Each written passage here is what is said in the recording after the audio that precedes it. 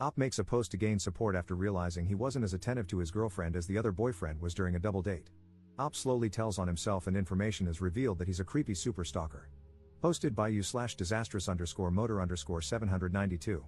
I'm a 21M, and I was out with my girlfriend, 21F, at a bar when we ran into her good friend from high school, Katie, fake name, and another guy she knows, John, also a fake name.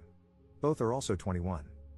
Apparently, John and Katie met at my girlfriend's house a few weeks prior when John came to buy something from my girlfriend's dad. My girlfriend was excited to see them both and asked what they were doing there, and they said they were on a date. We all talked for a bit and ended up sitting at a table together.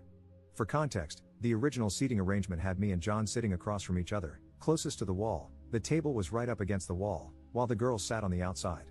John immediately seemed irritated by this seating arrangement, even though he was sitting next to the girl he was with. Two guys were standing next to us after we sat down. As we started talking, John put his hand on Katie's arm and told her to trade seats with him. Katie looked a little confused but started to get up to move, and I told John to stop being such a prick if he wanted this first date to go well. John then told me to F off and sat down in the seat Katie had moved from. About 2 to 3 minutes later, a fight broke out between the two guys I mentioned earlier, and one of them got punched and fell back directly into John. When everything finally settled, I said, "Wow, that was crazy." John looked at me and asked, "So, am I still a prick?" If you had been paying attention to your surroundings, you would have noticed they were arguing before I made her move seats with me. And you would have known that's why I made her move seats with me. I understand that he thinks he's a hero or something, but he didn't make my girlfriend move. He was only worried about that girl. Now my girlfriend is mad at me because she says I was a jerk to him. So, am I the jerk here? Update 1 week later. I posted my story a week ago, and everybody called me a jerk, but there's new information. 3 days after the problem at the bar, I was on my way to work when my girlfriend asked me to stop by Katie's to pick up something she had borrowed. She said Katie knew I was coming by. When I got to Katie's apartment and went to open the door, it was locked, which had never happened before when my girlfriend and I had gone there. We live in a small town, so it's not unusual to leave your door unlocked, especially during the day. I rang the doorbell, and who answered? John. I asked him what he was doing there, and he gave me this stupid smirk and said, "I've been here for 3 days besides work. What are you doing here?" I told him I needed to talk to Katie. He called for her, and she came out from the bedroom with the item my girlfriend needed. I asked her why the door was locked, and John, who was still standing there for some reason, decided to chime in, because I told her she needed to lock it so people don't just try to walk into her apartment like you just did. Katie has never locked that door, or at least, not when she knows someone is coming over. I told him that what Katie does in her own home isn't his business. If he's that worried, he can leave. He just laughed at me. So once again, he's trying to control Katie, and this time it's in her own house, where he has no say. I asked Katie to step outside with me, and she did. I asked if she felt safe, and she said she felt safer than she's ever been, but she rolled her eyes when she said it. I left and called my girlfriend to tell her about all of this. She got mad at me again and told me to leave John and Katie alone, but I'm really concerned about Katie's safety. My girlfriend hasn't heard from her in a few days now. I've tried texting Katie too, but my messages won't deliver. Relevant comments. Commenter. Dude, why are you obsessed with Katie? Op's response. I'm not obsessed with Katie. Katie can't see how John is, and it's dangerous for her. He's already controlling everything she does, and she immediately let him come to her house and tell her what to do there. Katie is being naive. Commenter 2. What do you think they were doing behind closed doors for 3 days? Playing Connect 4? Op's response. My girlfriend has told me that Katie has never slept with anyone before, and I assume she would know since they've known each other for years. So, no, I don't think Katie slept with him. Second update 20 days later. Some comments told me to reach out to Katie when I knew John wasn't around, which became hard to do because he was there every day. I passed by her house on the way to work, and I can see his car there. Editor's note, I couldn't find a single comment that told him to reach out. But I did manage to stop by 3 times and try to talk to Katie. She kept acting nervous when she opened the door, even more so when I asked her about John. I kept asking if she felt safe, and she kept saying yes really quickly before closing the door immediately. I tried to talk about this with my, now ex-girlfriend, but she got mad and broke up with me. I stopped by Katie's house that same day, and her neighbor said she had moved out. I asked where she went, and the neighbor told me she thinks she's staying with that nice boy who's been staying here. So I guess John managed to convince Katie to cut off all her friends and move in with him. I don't know where John lives, so I have no way of knowing if Katie is safe or not at this point. Their relationship has moved at lightning speed for no reason other than John wanting to have her under his complete control. I'm not sure what to do at this point. I just hope Katie is okay. Relevant comments. Commenter. Are you seriously this clueless? Katie moved in with John to protect herself from you because she knew you'd keep stalking her once you found out where she lives. Since you don't know where John lives, she feels safer there. Katie's dad and your ex aren't sharing any information about Katie's whereabouts because they're probably disgusted by your actions and know you're obsessed with her. You're crossing serious boundaries. Your actions are so disgusting that you drove that girl to leave her own home. Ops response. John is good at making people think he's the white knight. John is good at manipulating people. He is crossing major boundaries. You don't drop a girl off after a date and then stay for over a week. And you don't make her move in with you unless you just want to control her, desire her to sleep with you a few times, and then toss her away. Commenter 2. You spoke to the man like twice, how have you drawn this conclusion? Ops response. Small town. You know people who know things. John has a reputation for being a bit of a player. So if she hasn't seen anything bad about him yet, she will when she gets cheated on or thrown out for the next girl. John's post one day later.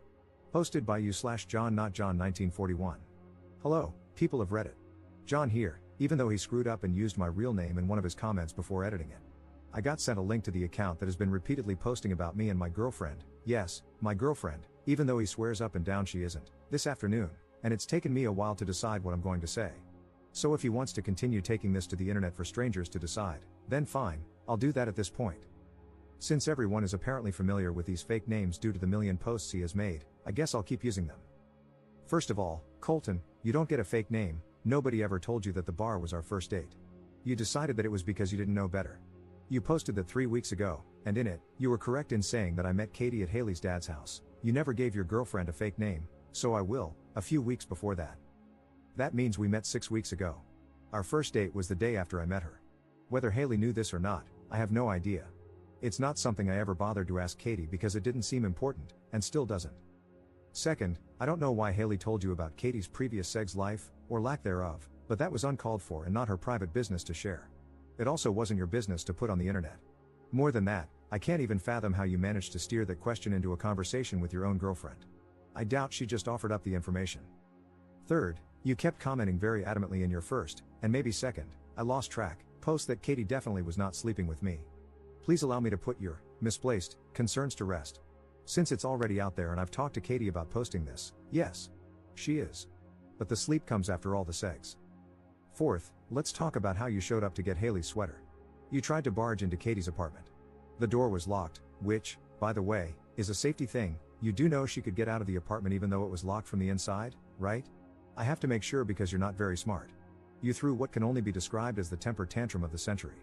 Not only that, but this wasn't the first time you've tried to do so when dropping by to say hi. You then decided to interrogate Katie on her front porch about whether or not she wanted me to leave. Not only that, but, and you conveniently left this part out, you messaged Katie's dad, whom you've never met in your life. Once Katie calmed him down and he understood the situation, he likes me a lot, by the way, we have plans for golf next week, things were fine. Also, you texted and called Katie so many times it was insane. Fifth, when you kept dropping by repeatedly after all this while I was at work, you left out the fact that during the last visit, you went to the apartment manager's office, claimed you were there to check on your friend, and convinced her to give you a key to Katie's apartment. You conveniently leave out the part where Katie got out of the shower and found you standing in her freaking kitchen while she was in a towel. I need you to understand that you scared the life out of her. She called me while crying. I had to leave work, call my brother, rent a U-Haul, and that was the day the three of us packed up all her things and she moved in with me. Sixth, in your comments, you've repeatedly said Katie wouldn't willingly be with me. Buddy, she's not chained in a basement. She has her own car, her own money, and everything. Nobody has taken away any freedom she had before she and I got together. Seventh, you mentioned in some of your comments that I have a reputation for being a player. I'm not even really going to address this other than to say, okay? And? Eighth, you described me as cocky and arrogant, and you know what? I'll give you that. I am, and I know I am. And you must think Katie has bottom-tier intelligence if you think she doesn't know it too. Ninth, Katie quit her job because you know where she works and she doesn't want to go back there. You can say a lot of things about me, and some of them might be true, but I can promise you that I'm not the one Katie is afraid of. You are. And lastly, stay away from my house. Stay away from Katie. Katie might be too nice and gentle to hurt your feelings. But I'm not. Relevant comments. Commenter.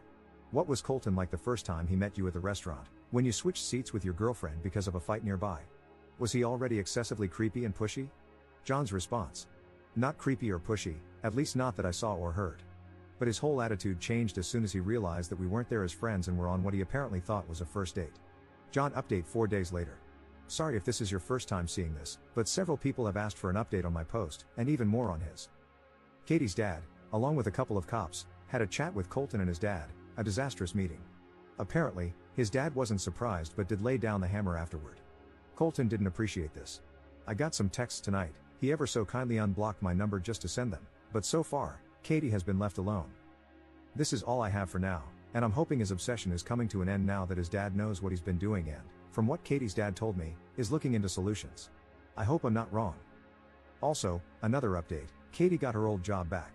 Her boss called her, he was very understanding when she told him she was quitting and why, and told her she could work from home since she was his only office employee, and apparently, he doesn't know how to work any of his own systems. Thanks, everyone. Some of the comments on either my post or his gave both me and Katie a laugh in the middle of all this crazy BS. Editor's note, text messages can be found on John's profile, as the transcription contains too much swearing to include without it being risky.